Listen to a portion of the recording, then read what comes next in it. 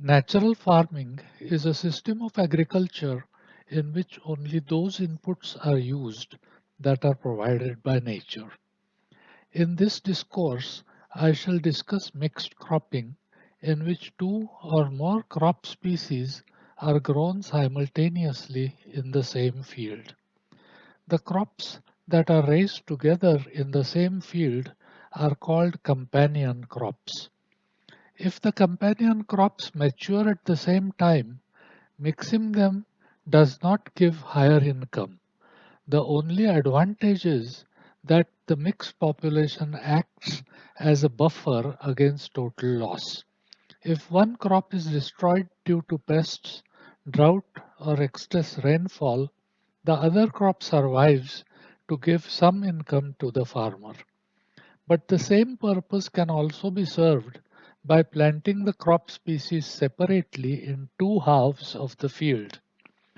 Planting them as pure stands allows each crop to receive the care specifically required by it. But if the two companion crops have different dates of maturity, a mixed crop generally gives more income than two sole crops planted separately in two halves of the field. For good results, one of the companion crops should be a late maturing crop, whereas the other one should be early maturing. The late maturing plants are generally large in size. Therefore, they are planted with a wide row to row spacing. By selecting companion species that are not closely related, infestation of the entire field by a common pest is avoided. Let us consider a traditional mixed crop of pearl millet and pigeon pea, that is bajra and arhar.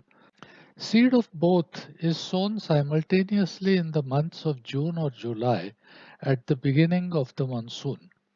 Pigeon pea is the long duration crop, taking about 6 to 7 months to mature.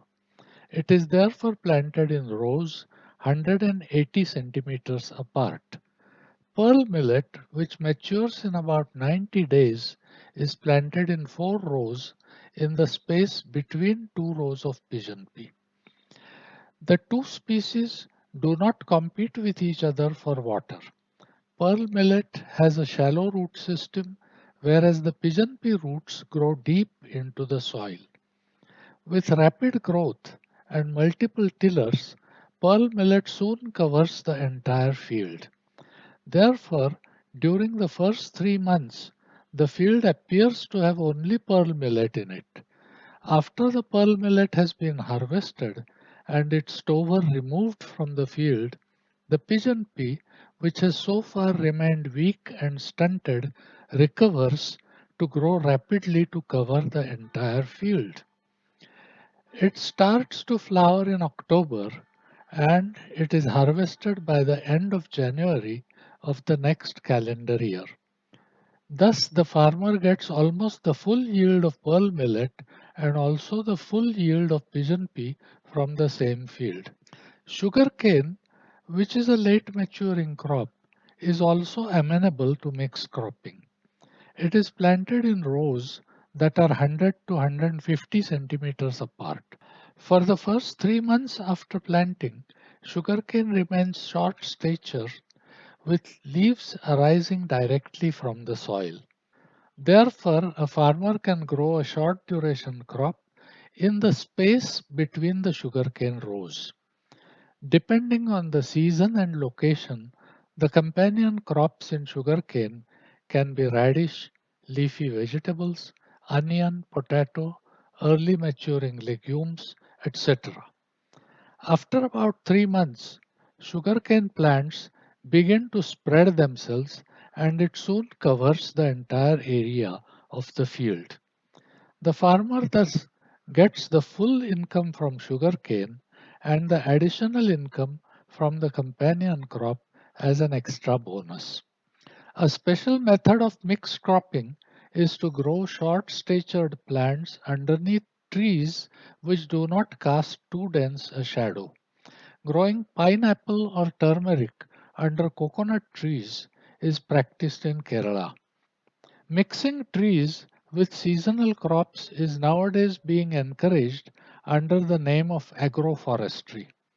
Through agroforestry, a farmer can get a regular income from a seasonal crop and occasional income of timber and fuel wood whenever the trees are ready for lopping, coppicing, or felling. Trees are also planted in tea plantations to offer shade to the tea plants.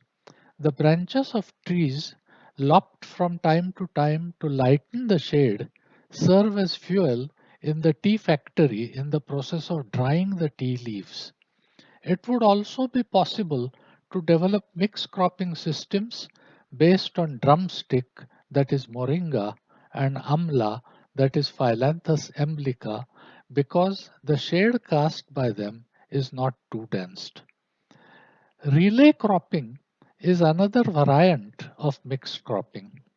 If two crops are grown one after the other in two consecutive seasons, the planting of the second crop can many times get delayed due to delayed harvesting of the first crop.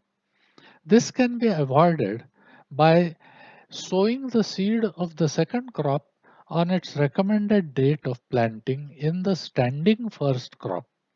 In this case, the two companion crops share the same field simultaneously, but they are planted on different dates and also harvested on different dates.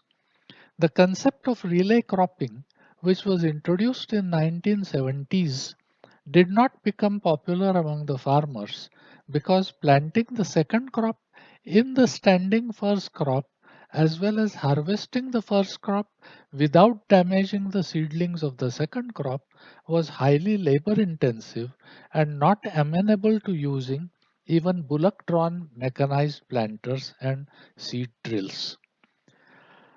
A problem of this kind actually occurred in Maharashtra by the introduction of soybean in the decade of 1970. Soybean became very popular among the farmers, but it affected the yield of sugarcane adversely. Sugarcane is normally planted in western Maharashtra in July or August. It remains in the field for more than 18 months, resulting in very high yield. But this date got shifted to October or November due to soybean, resulting in lowering the yield of sugarcane. I solved this problem by raising sugarcane seedlings in plastic bags in July or August and transplanting the cane seedlings into the field after the harvest of soybean.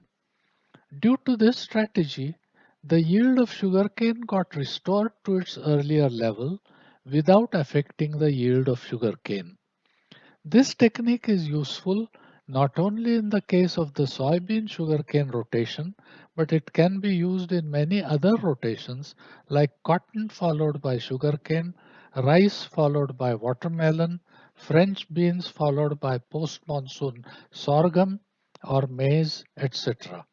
Because of this innovation, selling sugarcane seedlings has nowadays become a big business in rural Maharashtra.